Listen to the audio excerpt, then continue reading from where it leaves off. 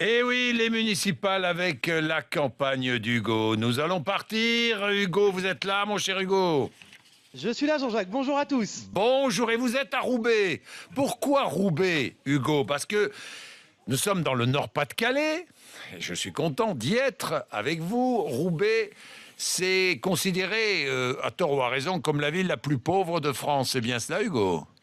Oui, une personne sur deux vivrait sous le seuil de pauvreté à Roubaix, oui. Oui. Racontez-nous ce que vous avez vu et qui vous avez rencontré à Roubaix, Hugo. Alors, Roubaix, c'est aussi, Jean-Jacques, une abstention record. Lors des dernières élections municipales, 2 électeurs sur 3 s'étaient abstenus. Alors hier, j'avais donc rendez-vous avec Nounzia de l'association Je pense, donc je vote, pour une opération de porte-à-porte dans son quartier. Hello Graziella, ça va? Donc tu sais qu'il y a les municipales, là, des candidats qui veulent tous être maire de Roubaix. Ça tu sais. Si tu veux me poser une question, nous on va les poser à ta place. Il y a beaucoup de choses qui vont pas dans Roubaix. C'est vrai, c'était quand on disait quelque chose sur Roubaix, je m'aurais voté plutôt qu'autre chose. Tandis que maintenant, il n'y a rien qui va. Et oui, il est loin désormais le temps où l'industrie textile faisait le succès de la ville aux 1000 cheminées.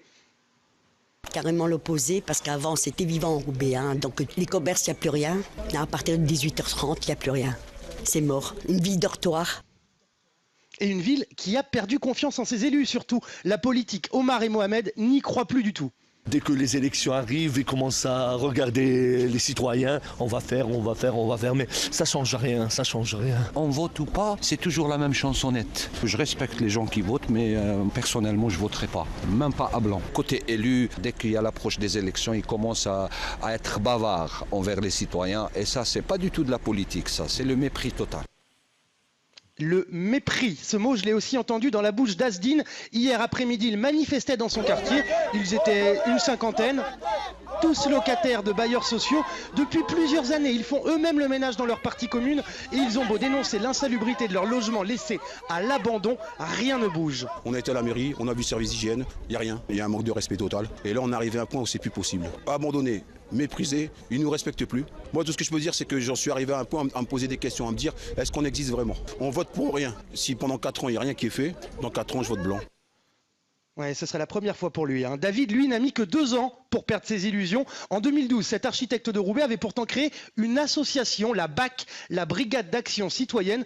Eh bien, 2 ans plus tard, il en est revenu. Si je devais faire aujourd'hui une campagne, contrairement à celle de 2012 où j'incitais les jeunes à aller voter, je serais même prêt à faire une campagne en disant n'allez pas voter. C'est pas par désintérêt ou désaveu de la politique, mais des gens qui mènent la politique. Et ils se gardent bien, ces gens qui font de la politique, d'endosser une quelconque responsabilité. Écoutez Bruno Lestienne, une figure du milieu associatif roubaisien. Quand on dit aux politiques, vous vous rendez compte, il y a de l'abstention dans votre ville. Ah oui, mais les gens sont tellement dans la merde qu'ils sont incapables de comprendre les enjeux. C'est pas leur préoccupation quotidienne. C'est une manière de se dédouaner. C'est en gros, vous voyez, nous on n'y peut rien si les gens s'abstiennent.